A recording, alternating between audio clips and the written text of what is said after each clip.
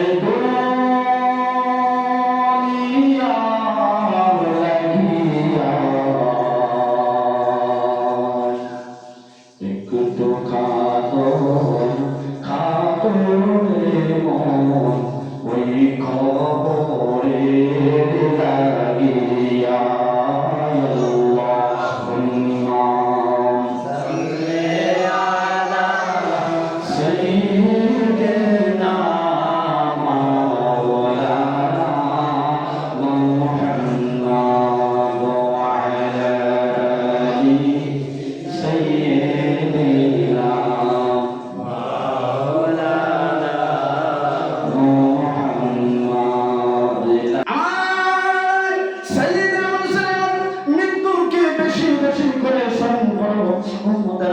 মৃত্যু এমন কঠিন আমার নবী আপনার নবীর উপরে আজরাইল সবেমাত্র হাত রেখেছিল আমার নবী আজরাইল তারপরে দুটো হাত সরা আমার মনে হয় সাতটা আসমান ভেঙে আমার বুকের উপরে রাখছে সুবহানাল্লাহ।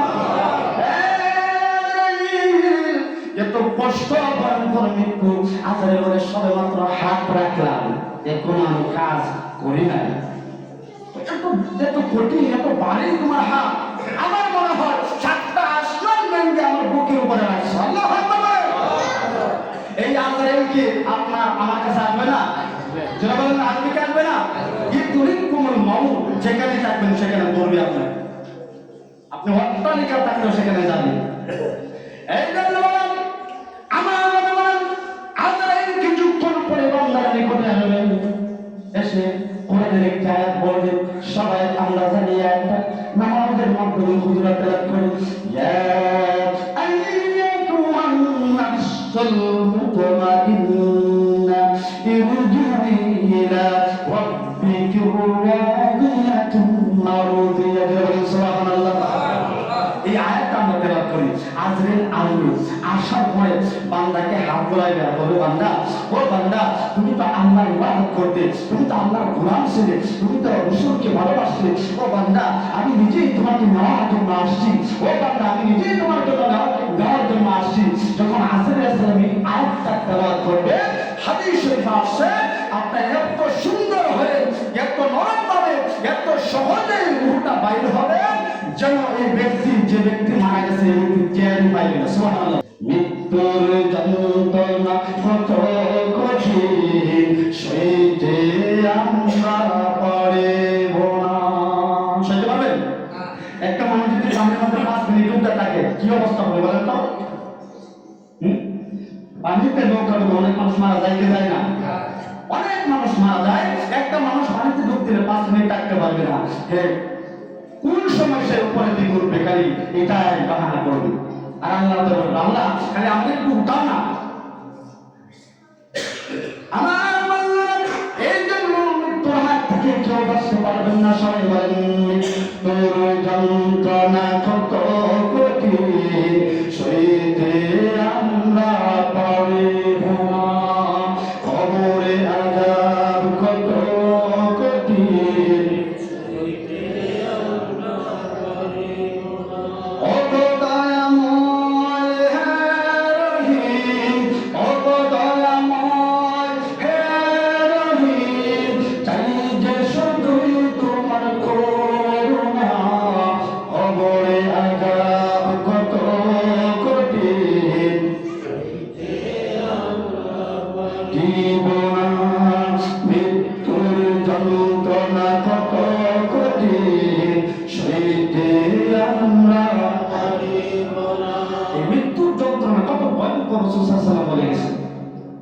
রাসূলের উপরে সর্বত্র আজরাইল হাত রেখেছিল।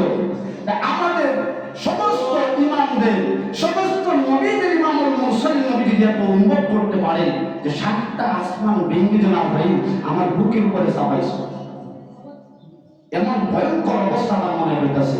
আজরাইল বলে নবী গো সবেমাত্র তো হাত রাখছি আজরাইল তোমাকে একটা ওসিয়ত করে যায় আজরাইল যত কষ্ট পারো আমাকে দাও আমার গুনাহগার উম্মতদেরকে কষ্ট দিও না মারহাবা যত কষ্ট লাগে আমাকে দিয়ে দাও মৃত্যুর যন্ত্রণা যত লাগে আমাকে দাও আমার দুর্বল উম্মতদেরকে তুমি কষ্ট দিও না সুবহানাল্লাহ সুবহানাল্লাহ। রাসূল সাল্লাল্লাহু আলাইহি ওয়াসাল্লাম বলতেছে আপনাদের যখন আসে তখন এই আয়াত তেলাওয়াত করি তেলাওয়াত করার পরে আপনার হাদিস শরীফে আসছে রূহু আপনার কত সুন্দর করে রূহ আজরাইলের হাতে আসে। আজরাইলের হাতে আসার পরে এক সেকেন্ড দেরি হয় না, আজরাইলের হাত থেকে দুইজন ফেরেশতা রূহটা নিয়ে যায়। সুবহানাল্লাহ। আসার সাথে সাথে ফেরেশতারা নিয়ে যায়।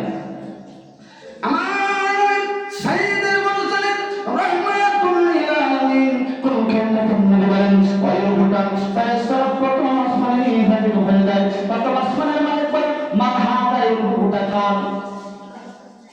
ওই রূহটা হলো অমুকের ছেলে আব্দুল্লাহ ইবনে মাসউদ, অর্থাৎ আব্দুল্লাহর পুত্র মাসউদ, অথবা মাসউদের পুত্র আব্দুল্লাহ, অথবা আলীর পুত্র আপনার কবির, অথবা আলীর পুত্র ইব্রাহিম। এই বাবার নাম ধরে সন্তানের নামের পরিচয় দেয় প্রথম আসমানে। যে বলেন সুবহানাল্লাহ। অমুকের পুত্র অমুকের রূহ।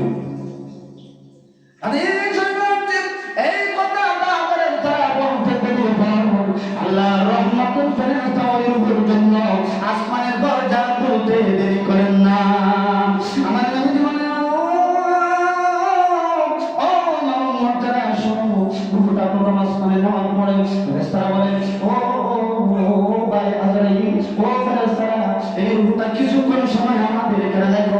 আমরা ফেরেশতারা ওই রূহটাকে একটু যত্ন করে নিয়ে বলেন সুবহানাল্লাহ।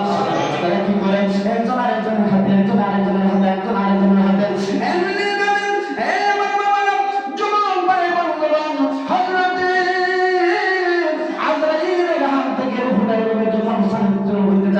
প্রথম আসমান থেকে দ্বিতীয় আসমান, তৃতীয় আসমান, চতুর্থ আসমান, এভাবে যাইতে যাইতে যাইতে যাইতে সপ্তম আসমান পর্যন্ত যখন রূহটা যায় তখন ব্রেক মারে।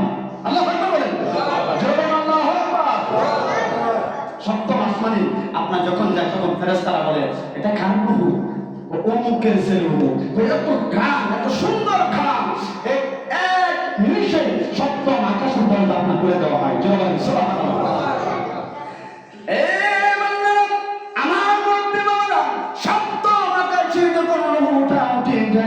আমার আল্লাহ বলে ফেরেশতা এত সুন্দর আমার বান্দার রূহ এখানে নিয়ে আসে। ফেরেশতা আমি আমার বান্দার সাথে কিছুক্ষণ আলাপ করতে চাই, একটু আওয়াজে বলতে আল্লাহু আকবার। হাদিস শরীফে আছে আল্লাহ আমাদের খালিক, আমাদের মালিক অল্প সময় বান্দার সাথে রূহের সাথে আলাপ করে ফেরেশতাদেরকে বলে ফেরেশতা যা যা জলদি করে যাবে ফেরেশতা ওই আমার বান্দার রূহের নামটা ওই সপ্তম আকাশের উপরে ওই ইদ্রিস নামক একটা স্থান রয়েছে, ওই স্থানের মধ্যে আমার বান্দার নামটা সম্মানীয় করে লিপিবদ্ধ করে ফেলো। আমার বান্দার নাম জান্নাতের খাতায় উঠে গেল। বলেন সুবহানাল্লাহ। সপ্তম আকাশের উপরে একটা জায়গা আছে যেখানে নামকে দৃষ্টি করা হয়। ও ফেরেশতারা আমার বান্দার নামটা এখানে লিখে কাদের অতি অল্প সময়ের ভিতরে আবার রূহটা নিয়ে যাও। সুবহানাল্লাহ। এই ফেরেশতারা কি করে? সপ্তম আকাশ থেকে আবার রূহটা নিয়ে আসে কবরে।